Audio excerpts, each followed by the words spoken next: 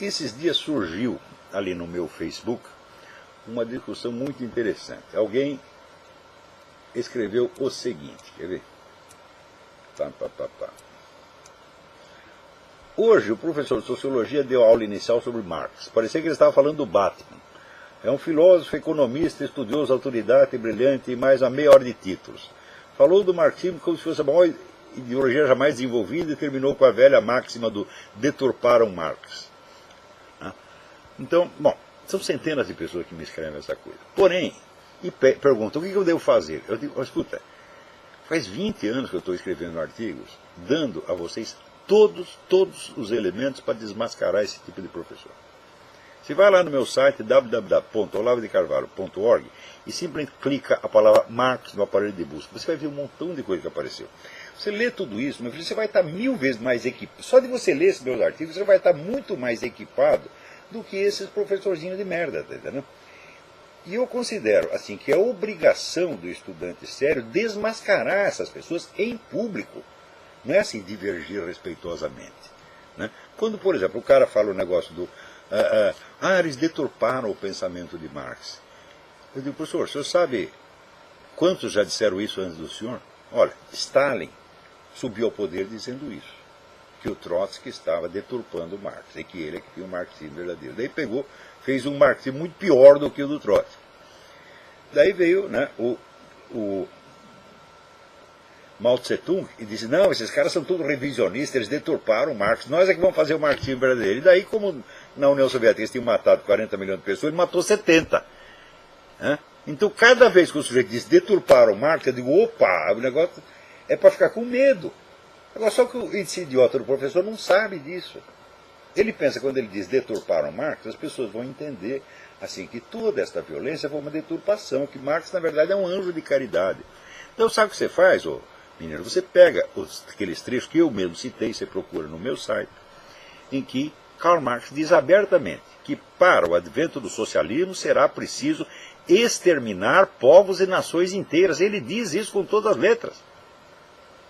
Então você vai lá e esfrega na cara dele, olha aqui, quem que deturpou? Os caras mataram toda essa gente, está fazendo exatamente o que Marx mandou fazer, e você tem que mostrar isso para o cara, em público, e dizer, professor, o senhor não sabe nada a respeito, nada. Tem que dizer isso na cara. Faça isso uma vez, e sabe o que o professor vai fazer? Ele vai te dar 10 até o fim do curso, só de medo de você repetir a dose. Eu sei isso por experiência, tem alunos meus que já fizeram, funcionou pra caramba, tiveram uma carreira universitária brilhante. Todo mundo, não, aí vem o cara que lê os livros, vamos dar 10 para ele. É assim mesmo. Porque esses caras são charlatães, e como todo charlatão, ele não tem segurança interior, não tem fundamento interior. São os caras ocos. E como tá, são covardes. Você vai, eles saem correndo. Agora, se você se intimida perante a autoridade do professor e quer ter uma discussão educada, aí ele vai pisar em você e vai acabar com você. Você vê, o Carlos Ramalhete não foi educado, foi educadíssimo no artigo dele, coisa que eu nunca sou. Então, faça objeção educada e você está lascado, meu filho. Você tem que entrar com esse sujeito de pé na cara. Não é fazer insulto leviano. Não. Você tem que demonstrar por A mais B que o sujeito é um charlatão, vigarista, ignorante e que não tem o direito de ser professor de nada, nem de escola primária. Faça isso uma vez, o cara vai se esconder embaixo da mesa. Eu sei como é essa gente, porra. Por isso eu não tive aquele debate com o João Pedro Stedley, que não era um professor universitário, era um líder de massas no Rio Grande do Sul. E ele saiu assim, se eu soubesse que ia ser maltratado desse jeito, não teria vindo. Eu fico com vergonha por ele, porra. Quem é essa gente? Ele precisa se juntar em 1000 para discutir com um. Quando foi um negócio meu Quartinho de Moraes, eu digo, será que Quartinho de Moraes não é homem suficiente para me enfrentar? Não é, ele precisa de 5.000 para ajudar ele, meu Deus do céu. Para formar uma bola nesse esculhão tem que somar 5.000. Não tem bola, porra. E eles são fortes só porque eles se ajuntam, é sempre assim. Agora pode vir 1000, pode vir 5.000, vocês vão ser desmoralizados do mesmo jeito. Agora, se o aluninho, vamos dizer, se inibe, porque tem gente que até sabe, até estudou, até leu todos os meus artigos, está sabendo tudo, mas se inibe, ele vai me prejudicar na carreira, etc, etc. E isso, quando você puxa saco no sujeito, você está dando poder para ele, um poder que ele não tinha antes. Quer dizer, é a covardia, a omissão e às vezes a preguiça dos alunos que cria a autoridade desses caras. Não deixem isso acontecer, não deixem esses caras levantar a cabeça, não. Então, outra coisa, o negócio do deturpar o Marx. Se você estudar a história, o começo da história do nazifascismo, você vai ver que ali tem um bando de cara idealista. Que depois, quando viram a merda, né, ficaram decepcionados. O Hermann Rauschning é um deles, que saiu correndo para a Inglaterra e denunciou o que estava acontecendo lá. Outros também se decepcionaram. O Louis Ferdinand Céline, o grande romancista. Né? Ué, então quer dizer, será que o argumento do deturparam também não vale para o nazismo? Será que essa desculpa também não serve para o Hitler? Se serve para vocês, deve servir para o Hitler também. Então essa história aqui, olha, outra coisa. Se a sua ideologia pode ser deturpada, né? Olha, na Rússia, na China, na Hungria, na Polônia, né? Na Indonésia, no Vietnã, ela foi deturpada durante um século em todo o mundo e você ainda quer que eu acredite nela? Como é possível? Que fraqueza não teria essa ideologia para poder ser tão universalmente deturpada? Né? Também, eles dizem, é verdade, o comunismo matou muita gente, mas o capitalismo também matou. Matou o caralho! Esse equivalentismo foi lançado pelo tal do Livro Negro do Capitalismo, que é uma paródia ridícula. Onde assim, o comunismo matou 100 milhões, então nós temos que arrumar 100 milhões de mortos do capitalismo. Então o que a gente faz? A gente pega, por exemplo, todas as vítimas da Segunda Guerra, de todos os lados, e debita tudo na conta do capitalismo. A gente pega todas as vítimas da Guerra Civil Espanhola e diz que foi o capitalismo que matou todas. Bom, assim é fácil chegar nos 100 milhões. Mas claro que é uma empulhação. Os autores desse livro deviam estar na cadeia. E o editor, o seu Emir Sader, também. Porque isso aí é empulhação, isso é estelionato, porra. Quer dizer, por que o estelionato cometido para tirar vantagem financeira é punido e aquele que é cometido para tirar vantagem política não é? Vocês têm que começar a pensar recursos que vocês têm, recursos legais, tá certo?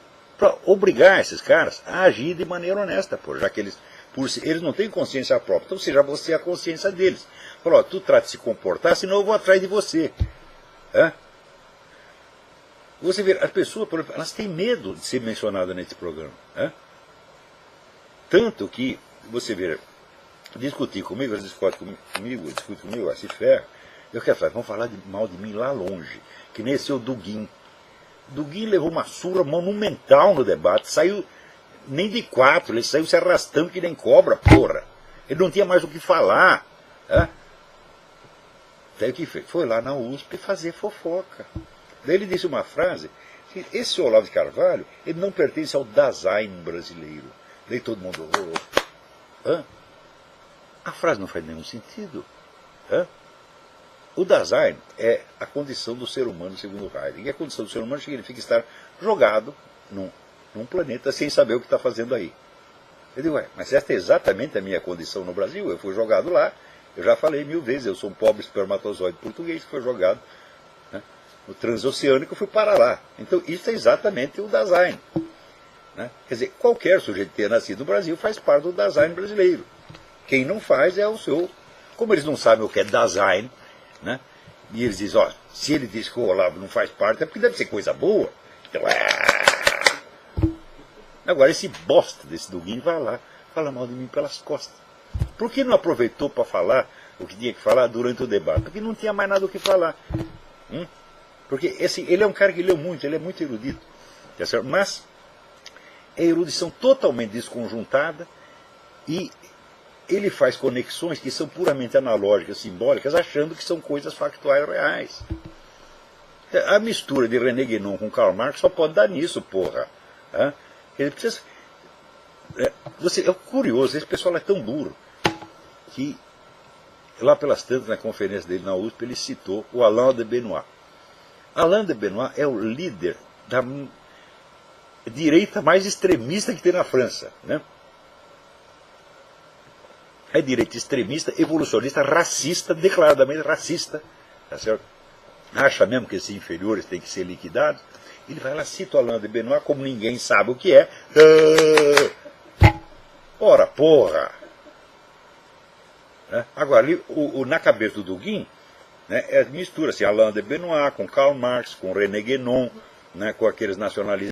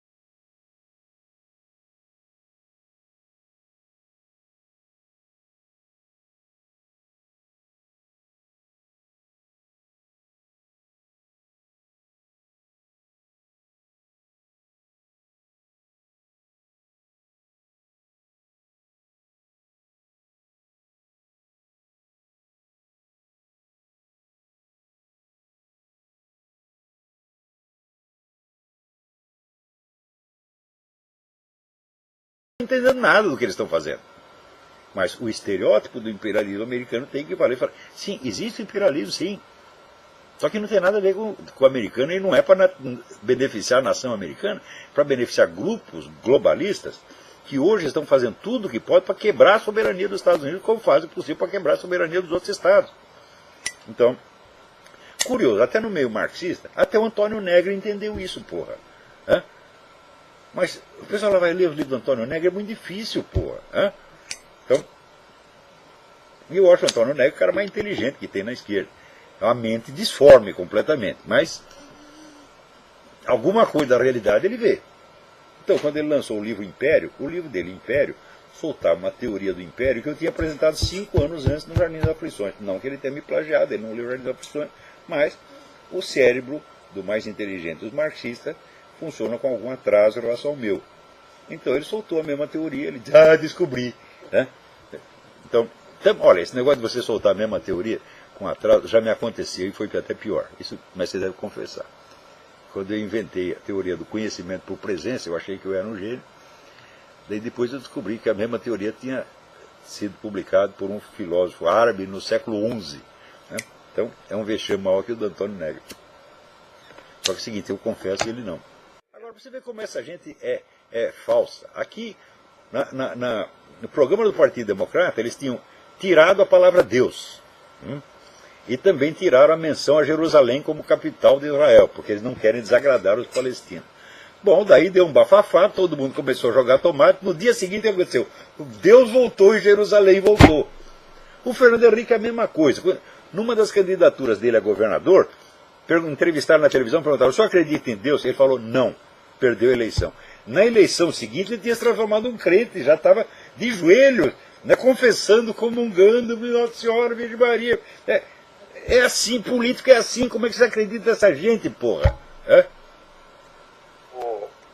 O Fernando Henrique, ele, nos últimos anos, antes da eleição do Lula, de 98 a 2002, ele provocou uma situação de tumulto econômico, de desgaste no plano real. Isso abriu o caminho para que a população já não suportasse mais a presença do PSDB do governo e suportasse no PT. Mas ele já dizia antes pro Lula, você sabe que essa cadeira é sua.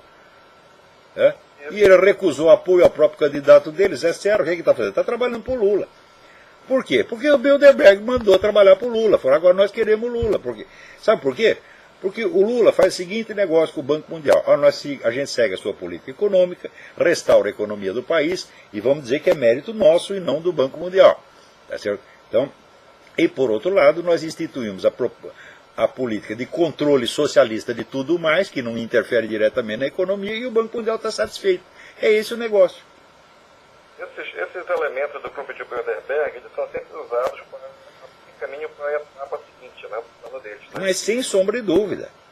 Quer dizer, o socialismo a longuíssimo prazo, tá certo? E conservando, vamos dizer, um mínimo de liberdades democráticas formais, meramente formais, que no comunismo não existe. Essa é a diferença. Tá? Então, Para finalizar, professor, eu quero deixar aqui a dica de um artigo excelente do Edward Griffin, que é publicado no site da Freedom Force International. E este artigo se encontra traduzido para o português numa série de 4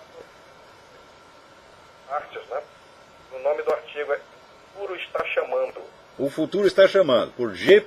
Edward Griffin, Griffin. Tudo que este Griffin escreve é importante. Ele é um dos grandes repórteres aqui dos Estados Unidos. Descobre coisas do Arco da Velha. Recomendo também que vocês leiam o livro dele sobre a ONU, The Fearful Master, O Senhor Temível. Tá certo? Esse artigo ele está publicado traduzido em português, né, numa série de 4 no Google. Ele começa falando sobre o abismo entre individualismo e coletivismo. Né? Ele fala também sobre o jogo de poder entre os socialistas fabianos e os leninistas, a ação do CFR nos bastidores do poder, desde o Coronel House, e também fala sobre ações dos inimigos internos que têm chegado ao poder. Não é de hoje, o Obama não é um primeiro. Olha, se bem que a contraposição de individualismo e coletivismo não é como os liberais costumam apresentar e não é como o seu Duguin a apresentou, que ele segue o mesmo conceito, ainda que com o rótulo oposto, com o signo oposto. Ele é a favor do coletivismo, e os liberais a favor do individualismo. Acontece o seguinte: historicamente, o individualismo, que foi introduzido como ideologia na Revolução Francesa, ele culmina necessariamente no coletivismo, porque você não tem mais as ligações culturais, religiosas e morais orgânicas que coerem a sociedade. Você espalha os indivíduos, então daí aquilo vira um caos, e o único jeito é você instituir agora um coletivismo desde cima. Então há um jogo dialético dessas duas coisas. Tá certo? E, por exemplo, atualmente você não tem um individualismo extremo na moral sexual, cada um pode fazer o que quiser, não é assim? Então tem o total individualismo. Resultado, vem os controles governamentais em lugar da moral que já existe na sociedade. Que é a moral que ninguém instituiu, que foi se desenvolvendo sozinha, por experiência. Então, por assim dizer, vamos chamar de moral orgânica. A palavra não é muito certa, mas quer dizer, é a moral natural da sociedade. Você corrói a moral, cria um individualismo onde cada um só está pensando no seu direito ao prazer, e em seguida, para defender esse direito ao prazer, se instituem novos controles, agora governamentais, controles mecânicos, tá certo? E tá aí o coletivismo. Então, individualismo e coletivismo não são termos opostos, são termos complementares dialeticamente. Isso é importante entender. Então, quando o liberal faz apologia do individualismo, às vezes ele não sabe o que está falando, porque não estudou o assunto suficientemente. Eu sugiro os livros do historiador francês chamado Xavier Martin.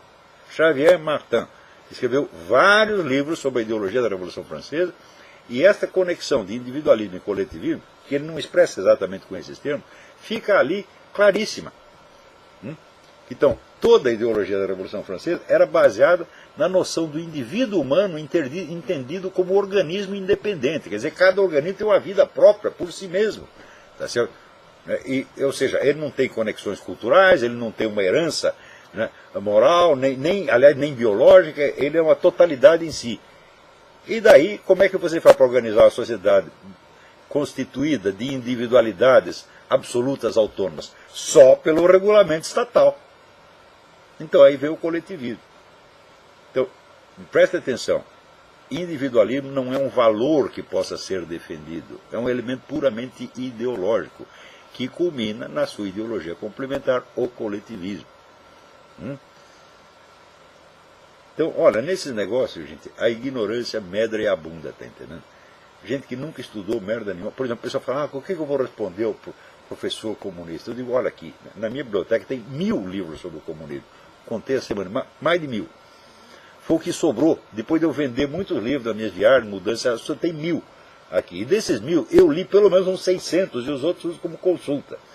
Então, eu estou estudando o negócio para não falar levianamente. Nós temos aí um seguinte problema. Essa cultura ou subcultura marxista é imensa, imensa. Os caras publicam um livro atrás do outro, eles dominam a universidade, publicam milhões de teses todo ano. Então isso quer dizer, dá para o sujeito passar a sua vida dentro da subcultura marxista e não saber nada fora dela. É perfeitamente possível. Aliás, é até difícil você sair dela, porque uma vez você pegou o filão, você lê um autor marxista e outro, e fica dentro daquilo, naquela espécie de autopersuasão hipnótica. Eu me lembro que eu fiquei 8 anos estudando marxismo. Um dia caiu na minha mão o livro do José Ortega y Gasset, La Rebelión de la Masa, né?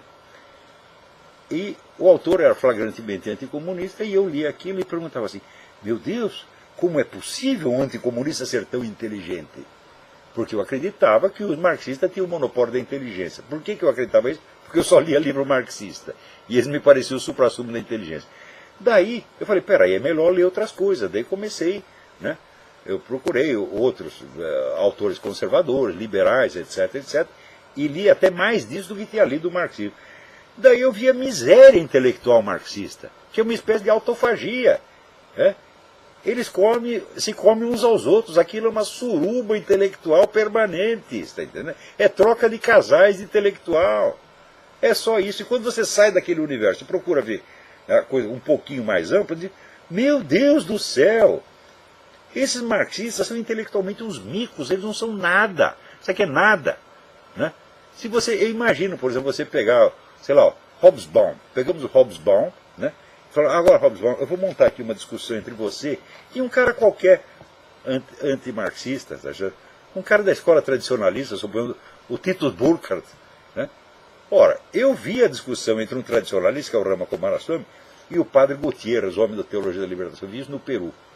Meu Deus, o padre Gutierrez saiu dali que não sobrava pedra sobre pedra. Ele estava lá carregando os seus órgãos. Aqui ele carregava uma bola do saco, ali o estômago. Né? Todo desfeito em trapos, porra. Foi uma humilhação. Agora, por isso que eles fogem ao confronto e querem tapar a boca dos caras, porra. Eles não aguentam discussão. Você pega essa intelectualidade marxista inteira, essa putada toda da USP, pode discutir comigo. Traga 100 intelectuais marxistas. 100! Eu discuto com 100 ao mesmo tempo e vou humilhá-los. Por quê? Porque eles não sabem nada. Porque eles só consomem o que eles mesmos escrevem.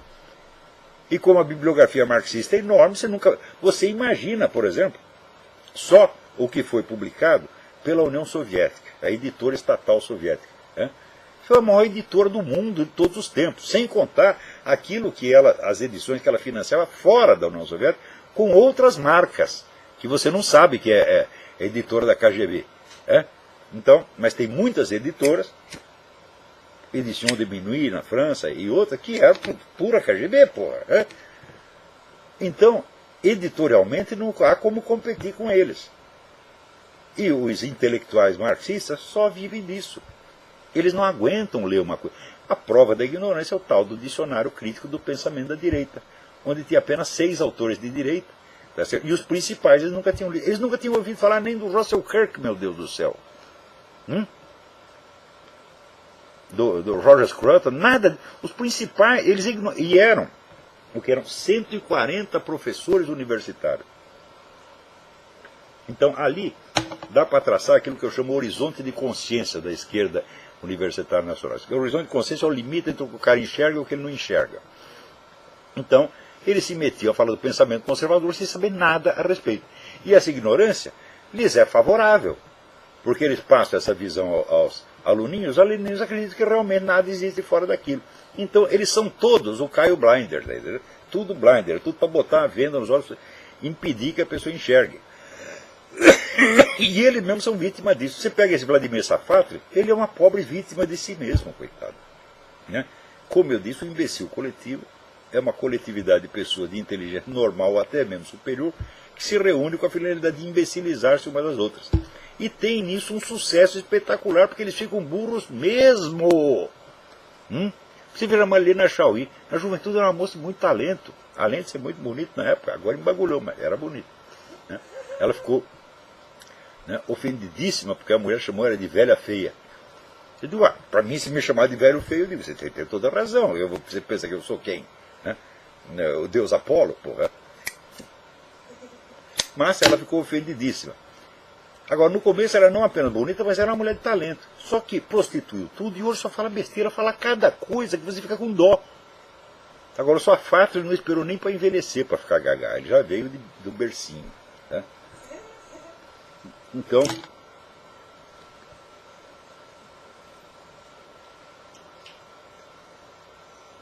tem mais alguém na linha aí? Alô, quem é? Alô? E fudeu. Então, aqui, vejam lá no meu Facebook essa discussão.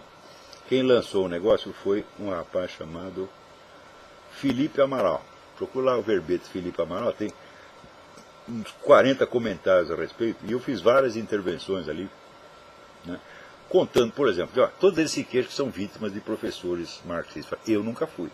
Nenhum professor marxista jamais me oprimiu. Por quê? Eu tomei a providência prudentíssima de fugir da escola, primeira coisa. Segundo, eu fui estudar marxismo porque eu mesmo quis, porque eu mesmo era um idiota. Ninguém me idiotizou. Eu se idiotizei a mim mesmo. Tá certo? Lendo, então, Georg Lukács, né, Theodor Adorno, né, o Louis Althusser, o Regis Debray, tudo aquilo maravilhoso durante algum tempo. Aos poucos eu comecei a ver que era furado, e foi o livro do Ortega y Gasset que me abriu definitivamente os olhos. Falar, existe vida inteligente fora do marxismo, deixa eu ver o que é. Quando eu fui ver o que é, meu filho, foi um arraso, né? Então você imagina, por exemplo, um economista marxista discutindo com Ludwig von Mises. Você sabe o que eles fizeram com Ludwig von Mises? O escritório do Ludwig von Mises ficava na parte oriental de Berlim. Quando os russos ocuparam, aconteceu que o escritório dele caiu na área russa. Eles pegaram todos os papéis do Instituto von Mises e foram estudar em segredo. Sumiram com os papéis e ficaram lá estudando. Por quê? Porque ele tinha demonstrado que a economia totalmente estatizada era impossível. E eles fizeram as contas e falaram, caralho, não é que o homem tem razão, e agora o que a gente faz? Daí foram lá, maquiando o comunismo, né? E hoje em dia todo comunista diz, nós respeitamos muito a iniciativa privada. Sim, é claro, na China tem iniciativa privada. Né? Tudo quanto é país comunista tem iniciativa privada. Por quê? Porque eles fizeram as contas e viram que não dava. Só que em vez de dizer, nós estamos totalmente errados, dizem, não, agora nós vamos maquiar. Né? Nós vamos aqui conservar um pedaço de capitalismo, e quando dá errado nós dizemos que é capitalismo, e quando der certo nós dizemos que é socialismo. É exatamente o que eles fazem. Quer dizer, essa mesquinharia brasileira é uma coisa assim, incrível. Todo mundo só quer pensar numa coisinha pequenininha, né? E pega aqueles méritos infames, abaixo de medíocres, e beatifica, porra. Pois é, no Brasil, né, o Chico Buarque de Holanda não é um grande escritor? Né? Porra! Né? O Quartinho de Moraes não é filósofo, porra. Escreveu uma porra de um livrinho sobre Epicuro que é uma verdadeira merda. Hein? O Mota Peçanha, que é um coitado, um cérebro em decomposição. Um jeito incapaz de somar 2 mais 2, não era filósofo?